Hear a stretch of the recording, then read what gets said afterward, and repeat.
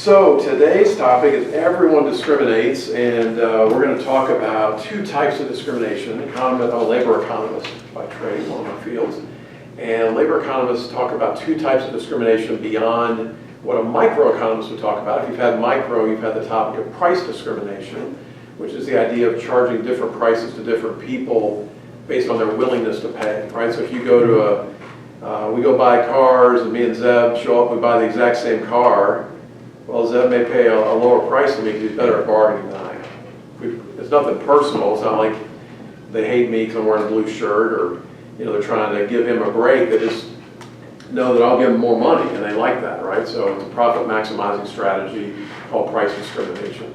Labor economists bring in two other types, and that's what we're going to talk about today. The first is called personal discrimination. This is the more famous of the two. And when we're talking about something like discrimination that can be sensitive and all that, we want to use clearly defined terms. Of course, it's always good to use clearly defined terms, but if we're going to talk about discrimination, let me say it's got three parts. Discrimination requires an underlying prejudice. It requires a ability to act on it, and a willingness to act. So the prejudice to an economist would be a taste and preference, right? That there's a benefit to engaging in discrimination that is kind of a warm fuzzy for people who want to indulge that. They don't like this group. People wear, I can't stand White Sox fans, so I'm going to take it out of the White Sox, Tyree, and we'll mess with them, right? So I got a problem with White Sox fans, right? And so I'm going to take that out on him. And why do I have a problem? I don't know. Economists don't really spend much time on taste and preferences. And you might go, well, taste and preferences makes it sound like it's kind of trivial. Like you like pepperoni, I like sausage. And why are we comparing something so profound to something like pizza toppings? But really, preferences to an economist are everything. How hard do you want to work? And what kind of family do you want to have? And what are your religious beliefs, right? All these things go into preferences. So sometimes our preferences are silly stuff, I like this team, or I like to wear white, or whatever. And sometimes they are the most profound things in the world, right? So a prejudice, right, is the belief or the preference that gives me the benefit internally, the warm fuzzies I get from messing with White Sox fans, right? I just kind of get a kick out of that. So the other two criteria we want to talk about, are you able to act on it? So I want to narrow the field here a bit and say, well, maybe there's some yahoo in the woods of Montana that doesn't like certain groups of people. That's kind of interesting, maybe to a sociologist or a psychologist, but to an economist, we want to know about markets. And so the fact that someone's a yahoo in the middle of nowhere doesn't really matter. What I want to wrestle with is, what if the HR director at your company's a bigot, right? What if the landlord's a bigot? What if I'm a business owner and I'm bigoted towards different groups? I'm going to take that out on customers and employees, right? That's much more interesting to an economist. So that's what we mean here, just to narrow the field down a bit. Willing to act, what does that get to? Why would I be or not be willing to act on these preferences that I have? So thoughts on that? Tucker, any ideas? Consequences. Consequences, right? So that, so an economist, that'd be kind of the cost side. Right? There are costs to indulging behaviors. I mean, I like sports cars, but I don't have any, because the opportunity costs are high. It's not that I wouldn't get warm fuzzies from driving around a certain kind of car, but it's too expensive for what I want. The money I have to put aside. So we always look at benefits and costs. So what are some of those costs then? What are some categories of costs if I decide to scratch that itch? Bryce, what's one category for that? For a price of cost? Yeah, a cost of me scratching this prejudice that I have. How could that cost me something? It could cost you a better deal. Better deals, right? So we would look at the economics of it, right? Of course, an economist is going to be interested in that, the economics, the financial, right? That one of the first things you talk about in an econ class is voluntary mutually beneficial trade, right? We engage in trade, we say thank you to each other, we're both benefiting from it, and then suddenly the fact that Tyree's a White Sox fan, and that just puts a stop to it. I'm not going to trade with him because I got this weird thing going on here. I'm not going to trade with him. It hurts me though. I'm turning aside perfectly good customers, perfectly good tenants, perfectly good employees, because I got these weird tastes and preferences. It's going to cost me something. What's another cost? Emotional. Could be emotional. Of course, I enjoy it, so what's the emotional to someone else? I mean, not, well, depending on the benefit for that person, it could be emotional, you could have emotional downturn, so they could. Conflicted internally, yeah, maybe my preferences are complex, but I shouldn't do that, it's kind of eating me up at night, I kind of enjoy it, but it kind of bugs me too, so maybe there's something there. What's another category? It's a cost to me to mess with people in this way. Could just be like time. Could be time, be part of the economics, right? I gotta work harder to find that new tenant now. Other thoughts? Could be a lost business. Could be loss of business, let's stick that under here too, we'll lose business. What about your prestige or Yeah, your prestige, personality? there's a social cost, right? Yeah. So we can, we're budding young economists here, right? So we can make some predictions. If the social costs are higher, you wouldn't expect to see it, right? So let's say I'm a bigot, and I got this great racial joke I'd like to trot out. This is not a good time for that, right? In the faculty senate meeting, that's a terrible time to trot out my latest bigoted joke, right? That'd be a terrible idea. I'm going to try it at certain other occasions where the costs aren't very high. Maybe the benefits are higher from trotting out that kind of a joke, right? But there can be tremendous social consequences, right, to scratching these sorts of itches, messing with, a certain religion or gender or race or whatever. Then legal would be the other one, right? I can be taken to court over these things. Well, a couple of things that are interesting about this. The costs, right, can be large enough that I have the preference, but I'm not going to exercise it. So how many bigots do we have in here? And the answer is we don't know. It could be that none of us have a bigoted bone in our body. It could be we're all rank bigots, and we'd love to bust out the latest joke, but we can't do it, right? Because I'm worried about these things, and I'm hardcore here, man. I really love to do that. I'd really love to mess with A, B, and C, but I can't do it because I'm worried about this. And so bigotry and prejudice are ultimately in the heart. You can't really measure that. You can see manifestations of it in certain circumstances, but the bottom line is we don't know how messed up we are in this room. We're not in a position to know something like that, to measure something like that. The second thing economists have to offer here is that, well, I don't want to see this, and I don't know how much of this there is, so I kind of want to keep the costs higher. I don't want to see a lot of that. So economists then can say, well, there are certain contexts where the costs are higher, and therefore you're less likely to see that behavior. Can you all think of any examples, like context in an economic sense, where you're more or less likely to see people engage in discrimination, where it's low cost to mess with people?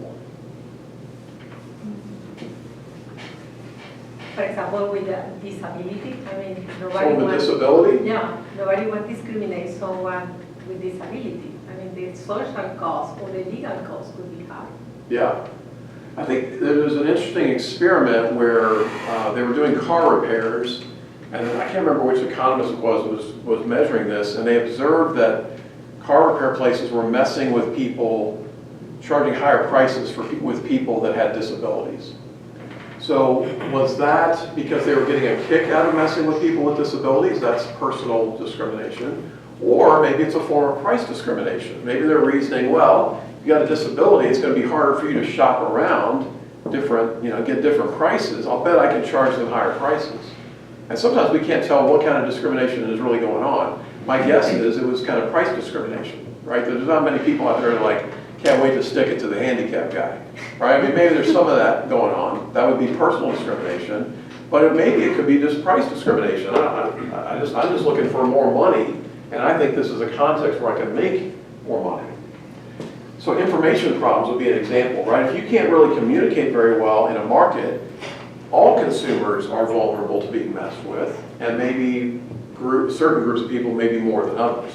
Monopoly power would be another example. What is monopoly other than the ability of a company to mess with you because you got nowhere else to go? They're the single seller. So if monopoly is the ability to mess with people in general, a monopolist is also in a relatively good position to screw with certain people in particular. Can't stand the White Sox guy. Don't take it to old Tyree, right?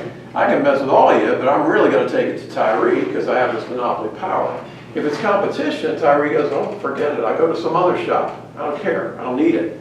But if I got monopoly power over you guys, right, I can mess with all of you, but I can really jack with Tyree, right? So monopoly power is a great example. Government's a pretty good example. And you could tell me a history of the world where you have the use of government power and force to screw with tribes or groups or individuals just because they don't like them. Government's got the guns, they want to screw with you, man, good luck to you, right? So government is in a position to do great, wonderful things and in a position to really mess with people along the lines we're talking about. You can probably imagine, if you know anything about world history or even current events, right? I mean, there are stories you can tell me, right, where government is using its power to just mess with groups of people based on something, right? Religion, race, something, right? Very common to do that. So economists have that to offer as well, that there are certain contexts where discrimination is relatively low cost. Teresa, for example, I mean, when you don't have no monopoly, but for example, big corporations that they have the economic power, I mean, because they are big and they manage more money sometimes than the government. That could be also, I mean, a discrimination. Well, if they ever have more than the government, because the government's got the guns. But yeah, again, that would be monopoly. If they're big enough and there's no other substitutes. No, when they are, I mean, not just one has the power, but a group of them. A group of them, like a cartel. Yes, that would be a form of monopoly power, yeah. So if a group of companies can get together and say, hey, we're all going to screw around with people whose first names begin with Z, can't stand that. They're just going to take it to them, right?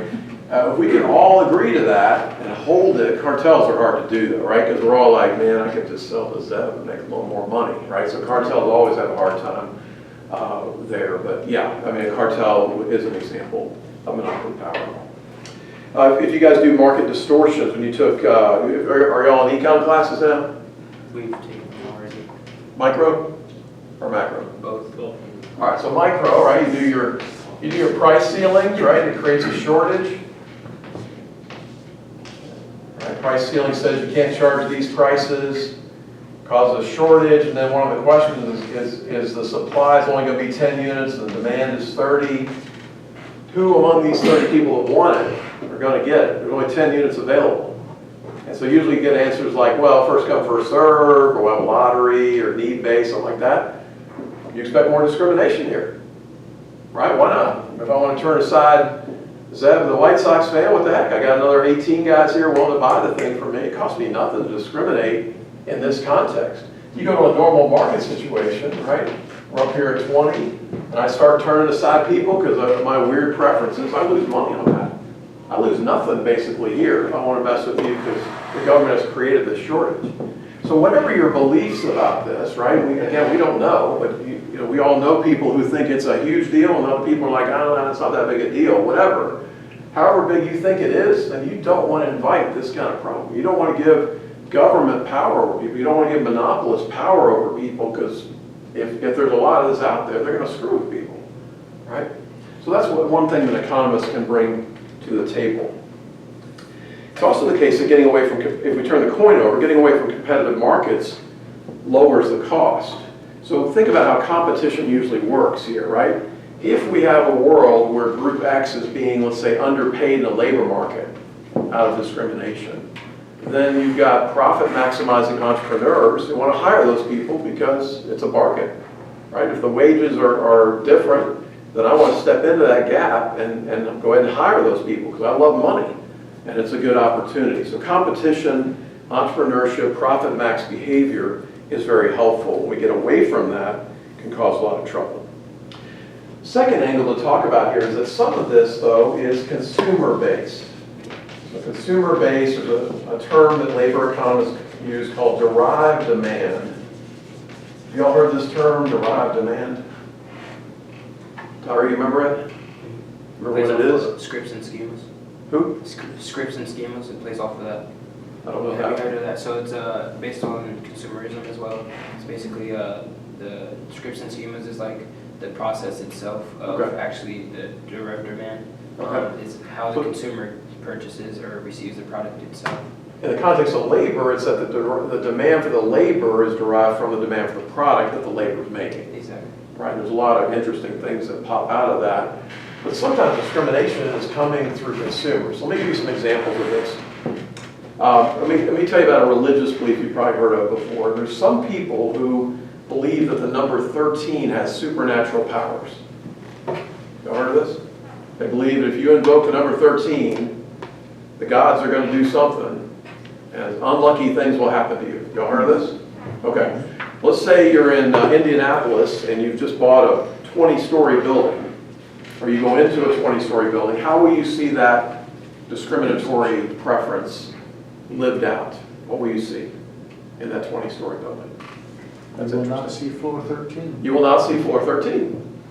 Right? You get in the elevator and it's not going to say 13. Does that mean there's not a 13th floor? They just call it 14. So they also think these people are morons. But basically. that happens also in the airplanes.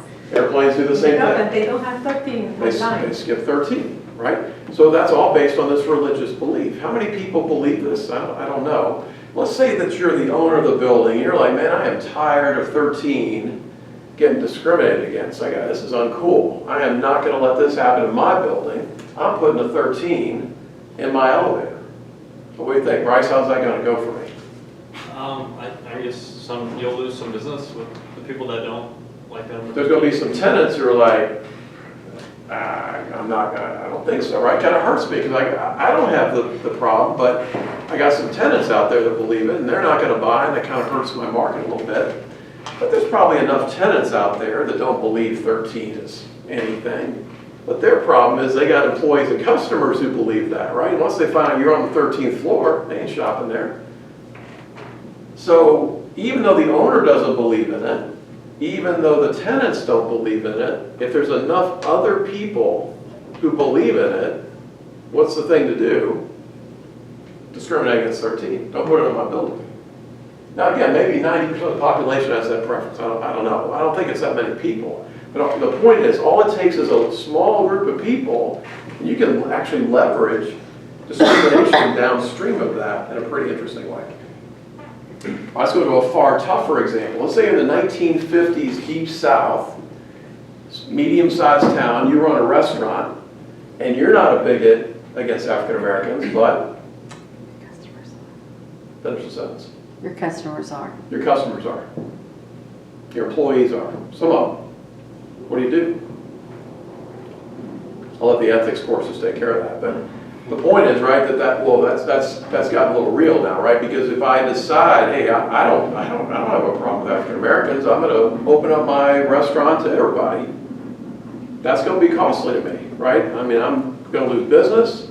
I may get a cross burned in my front yard. I may get my house firebombed. I may ... right? Even if I don't have those beliefs, there's this interesting kind of backstream effect where it's difficult, right? It's costly. It's going to be something interesting there. Let's go to something in between. You guys heard of Colin Kaepernick? Everybody know Colin Kaepernick?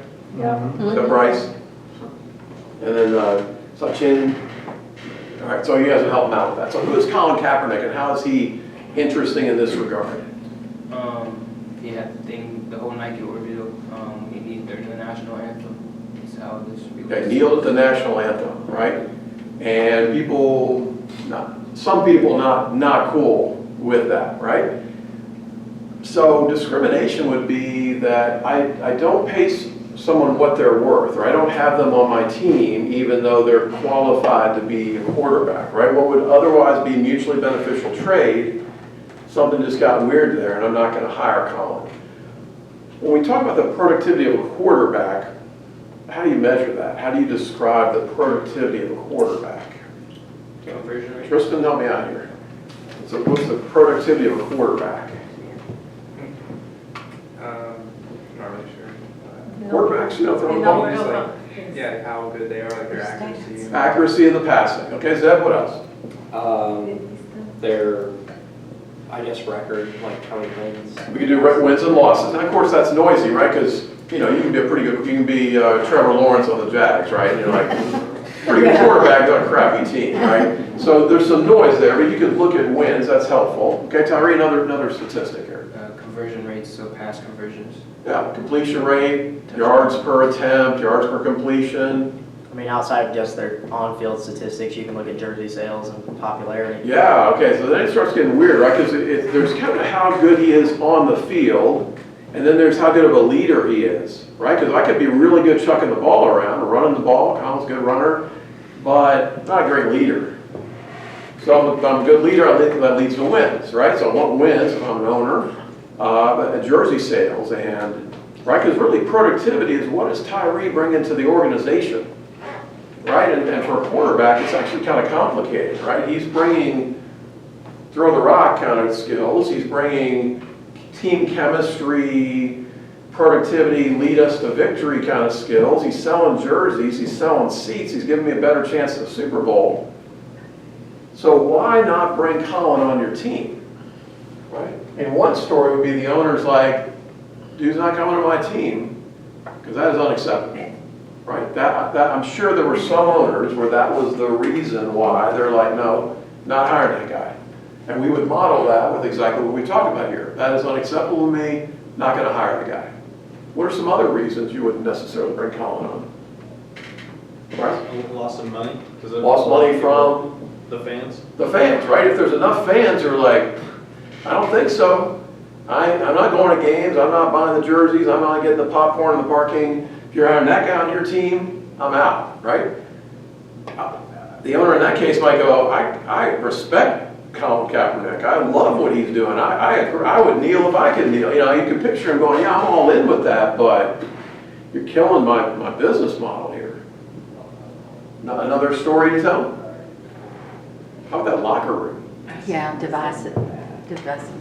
I mean, let's say you got 10 to 20% of your players are like, no thank you. Then your team's all torn up.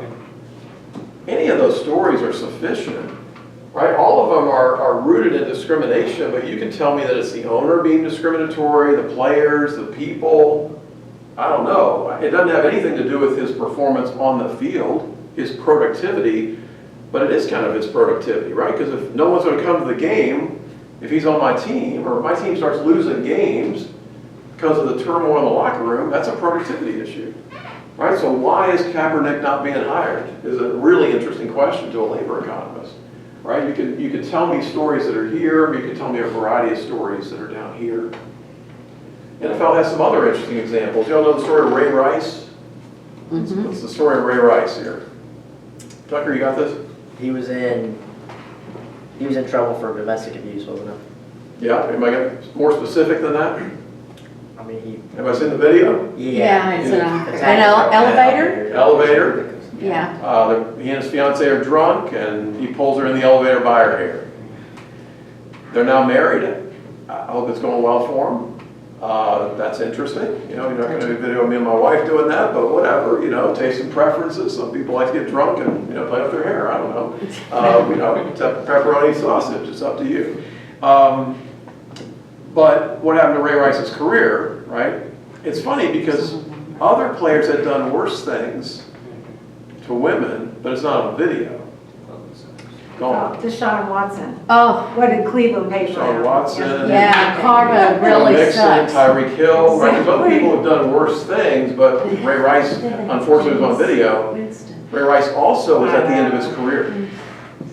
And so to let a marginal player go is different than Tyreek Hill, who's got 10 years of awesome productivity. Like with Tyreek, we just go, well, and we just got to keep moving. We don't really want to talk about that very much, right? But when Ray Rice does it, it's on video, it's a productivity issue, right? And there's enough of a problem where that guy's career is over because of what happened. So it's just a bunch of interesting things. So personal discrimination is a topic that labor economists get a big kick out of talking about because there's just a number of really interesting facets to it. All right, let me get you the second type of discrimination. It's called statistical discrimination. And this is to the title of the talk. And this is the idea that everyone discriminates. So statistical discrimination is judging individuals by group affiliation. And outside of an econ classroom, we would call this stereotyping. And all of us stereotype. All of us prejudge. I don't know if you've ever thought about this, but prejudice is prejudge, which means you're judging before what? You have all the information. Well, that's the world we live in. The world we live in is we don't have nearly all the information we should to make decisions. And one of the ways we compensate for that is we judge individuals by their group characteristics. And all of us do this, right? Because we have to make important decisions There's a marginal benefit, marginal cost of getting the information to make better decisions. And at some point I go, okay, I'm done with that, I'm gonna make a decision. I'm gonna make a decision without nearly perfect information. I'm gonna prejudge a situation, do the best I can, and part of that is judging individuals by group affiliation. So a couple Tuesdays ago, there was this election thing, right? And how do people vote? What are some ways people pull the lever? What are some ways they make the decisions on how they vote there? Bryce, what are some of the methods? Religion? They know the religion of the candidates? Okay. So I'm picking people of the same religion. That was another thing. Zeb? Oh, like their, like race, I guess. Their who? Their race. Their race, okay. I could pick on based on race. The party, I mean.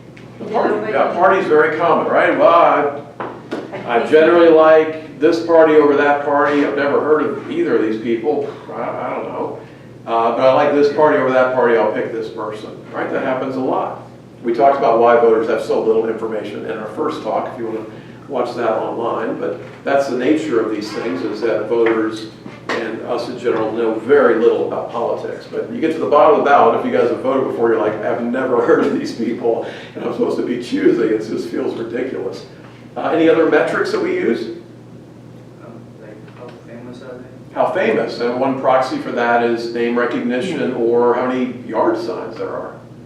Right, you're like, well, I've never heard of them, but I've seen a lot more of those yellow and blue signs with, Ben Smith's name on it. I guess Ben's okay, I'll pick Ben, right? I mean, it's just crappy levels of information. It's ridiculous, right? We're picking our leaders based on high levels of ignorance, and then we do this, where we go, well, they're an incumbent, I like incumbents, or they're a Democrat, I'll pick a Democrat, right? That's how we pick these things. It's terrible, right? The level of information we use to make decisions.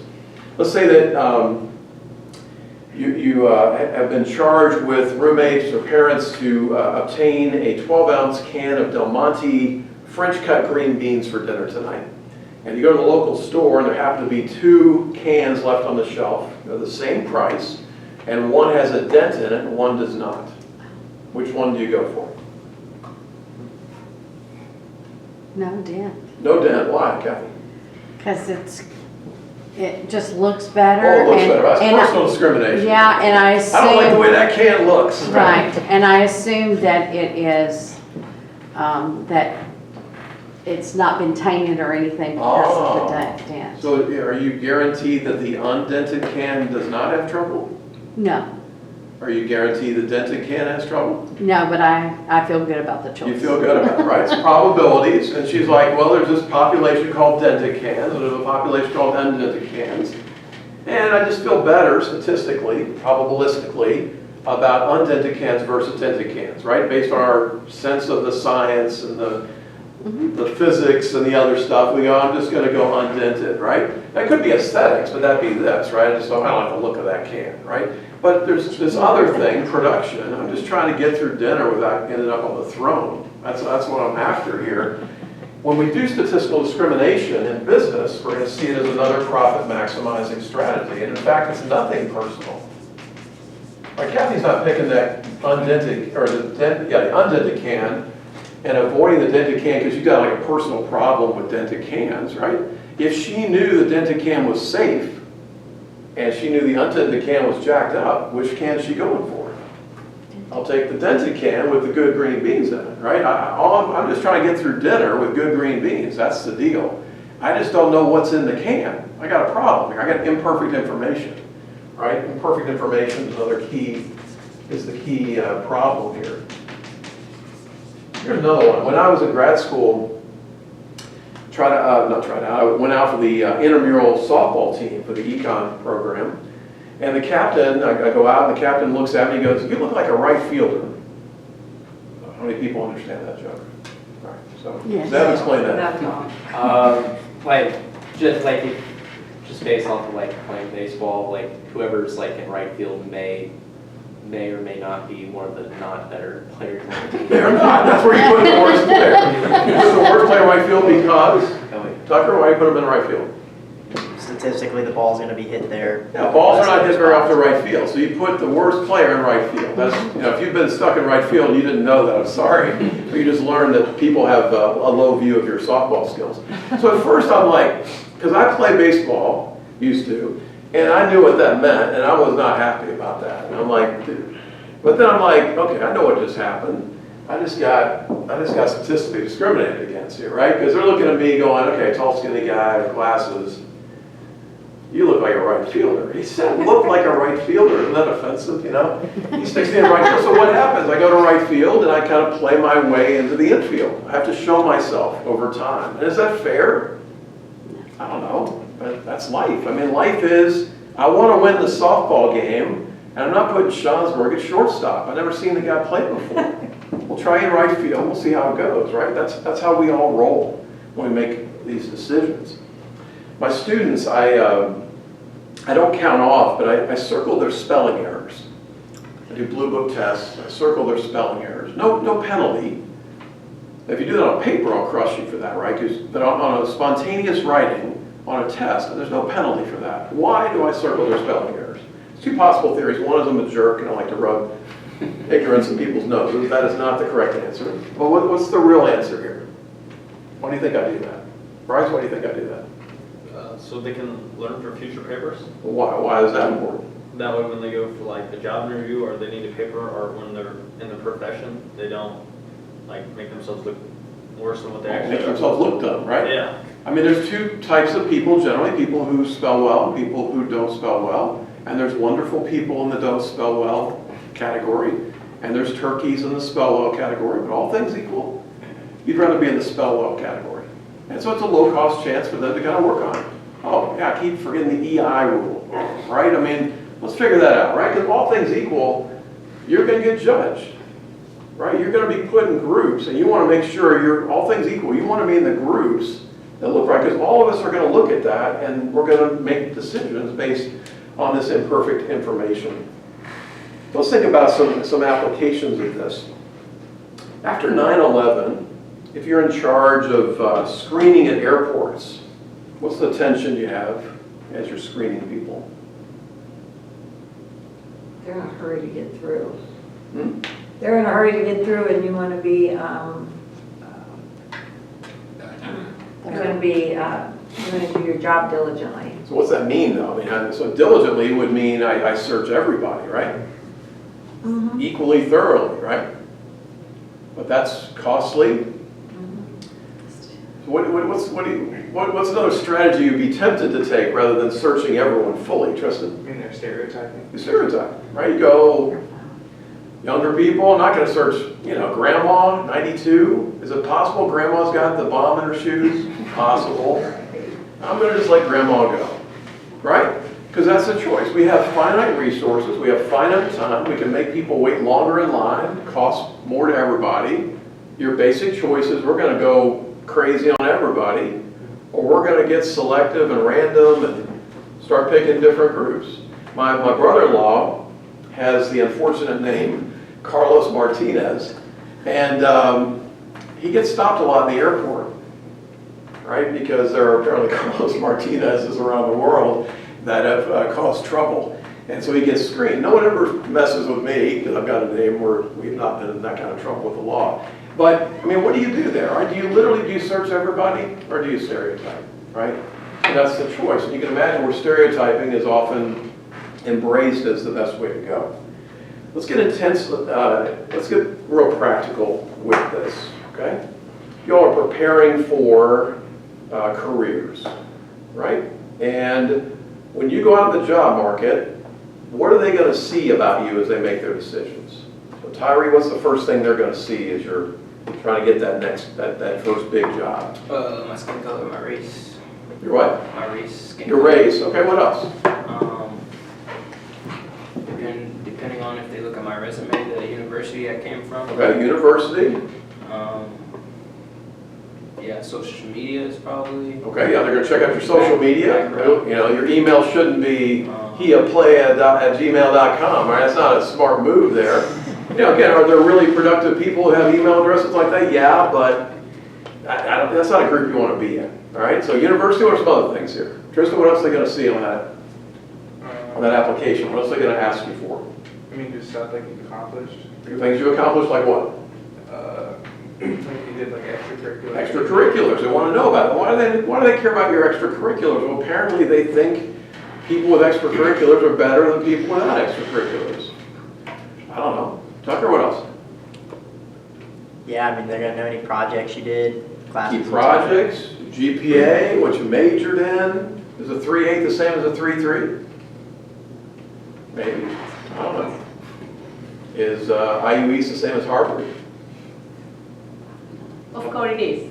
Harvard or Bristol? What kind of question is that? Well, I mean, it's a question because you'll be going up against, say, people from IU Bloomington, right? You'll be competing for those jobs, and when you graduate from here, like, part of you wants Feller and these folks to go easy on you, right? Come on, I just want to get through the class.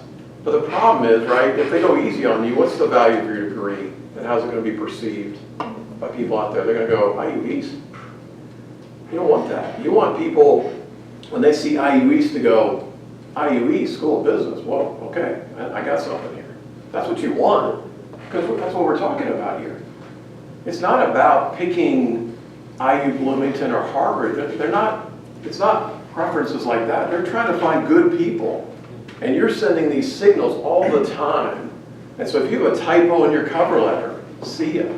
If you got these different signals you're sending, it's like me playing right field. You're gonna have to overcome some things, right? So what does this mean for you? You need to be careful about the signals you're sending, right? You need to make sure that cover letter is tight. You need to make sure the resume is good. And think about that internship. You're like, I don't want to do an internship. Well, it would look good on your resume, right? That minor would help you get that first job you want, right? What are you presenting? Because the fact is, and anyone who's done hiring, you can imagine this, anyone who's done hiring, it is really frustrating because you know so little about the people you're looking at. When we hire economists, we'll get like 80 people applying for the job, and they're giving us like teaching evaluations, research papers, and Vita, and all this stuff, right? Packets, used to be paper, now it's electronic.